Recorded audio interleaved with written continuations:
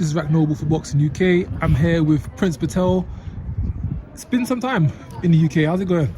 Can't Rack, you of all people should know it's the Lord of Length, the Guardian of Girth, and the Monster of Mass. You forgot to mention that. Boxing UK viewers want to know that. So yeah, ask the questions now. So as I was saying, it's been some time. Haven't fought in the UK for about 6 years. What brings you back? British boxing's on a decline. I'm not being impressed with the shows that have been happening recently. I noticed a lot of shows recently being giving tickets out because no one wants to part with their hard-earned cash to watch some of the junk that's being promoted. So obviously I've decided to come back to effectively save British boxing. To be fair, we've had 2 all-British World Championship fights in stadiums this year. Okay. Is British boxing really on a decline? We could have had another British world title fight, but someone's been running from me all year after a talker's tweet on Twitter where I think it was hosted by yourself. Someone was saying if they couldn't get a unification with Martinez, they will happily fight me next. Obviously, they soiled their pants and decided to go somewhere else. Well, glad to have you back in the UK. Glad to have you fighting back on the store. So it's good to have notable faces making their challenges. What's the plan? What's the plan now that you're back in the United Kingdom? The plan is to lay the smackdown in the UK for the first time in 6 years, and to actually entertain people, which is something I don't think has been happening recently in the UK, and to try and make a all-British world title fight in the lower weight, something that's not, I don't think has happened for a very long time, and I think is needed. So of course, you're fighting next week. You're fighting on the 17th. You haven't given too much information away. We don't know who it's against, what it's for. We don't even know how much rounds it's for.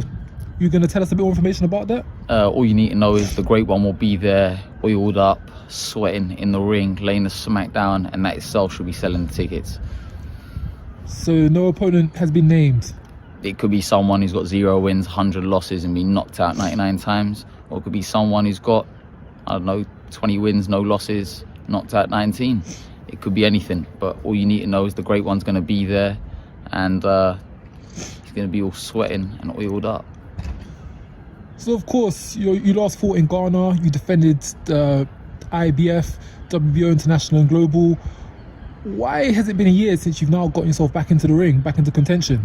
I had a lot of time wasters earlier on in the year telling me that they could do stuff for me. Stuff never got materialized, didn't suit me. I didn't sign, and then started to reach out for small hall promoters, and it's taken this long for something to make sense. And even though it's a week before Christmas, I'm going to make it work.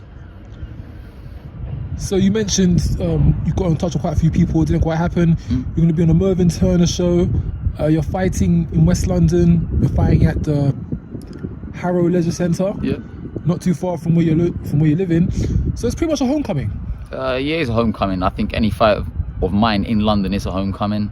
Harrow Leisure Centre, a lot of people have slagged it off, but to be honest, I fought 2 fights under Frank Warren's banner at Harrow Leisure Centre. So if it was good enough for Frank Warren, it's definitely good enough for Mervyn Turner, and it's definitely good enough for me. So it really is a homecoming, coming back to one of the venues you fought of in your early career whilst in the UK. So you get past this fight. What's the plan going forward? How many more fights do you see left having in you? And what's penultimately the goal whilst you're back in the UK? The ultimate goal has always been the same, which is win a world title, become the first Indian to do so.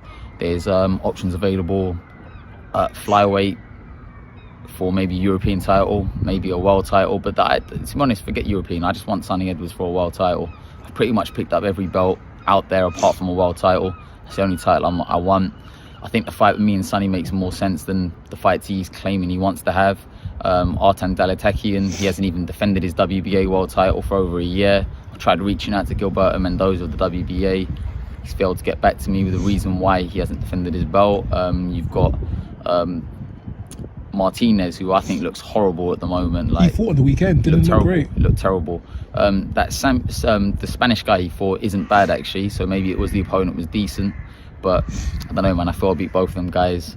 I think I'd make Martinez look stupid, and I think I could hurt him and put him out. But who else is a world champion in the division? Sonny's IBF, WBO's vacant, so that's probably going to be Ban Rodriguez. He just looks like some fat old woman, to be honest. Have you seen the picture? Have you seen the videos of what he looks like recently with the glasses on? Bam's had he's had a long year, had 3 tough fights. You know, he put on a bit of pound, put on a bit of girth, like you would say. He looks like Miss Finster from Recess. I don't know, man. Like, people are saying Bam's meant to be good and all that shit. I'd take the fight. I'd knock him out. But the one I really want is the Sonny Edwards fight. I think that makes sense. I want to do it for the British people, because obviously British people deserve to see a all British world title fight. And before you step over Edwards, do you think it would be a good idea to maybe fight one of his previous opponents, like Jason Mama, Alvarado, Wasim, just to match up the styles, see how you can do against his former opposition? But why do I want to have a Sonny Edwards hand-me-down? I don't want to have a reject of Sonny Edwards. That's like a girl being passed around. I don't want to be inserting my piece into a girl that's already been dealt with by Sonny Edwards. Like, it doesn't make no sense to fight one of his rejects. What do you think about that? Well, I think it would set the tone. It would show the difference in levels between you two, what level you both are on. Can you take out an opponent he went on the points distance with? Are you trying to say that Sonny ain't hitting it right? We understand he has like a 2-inch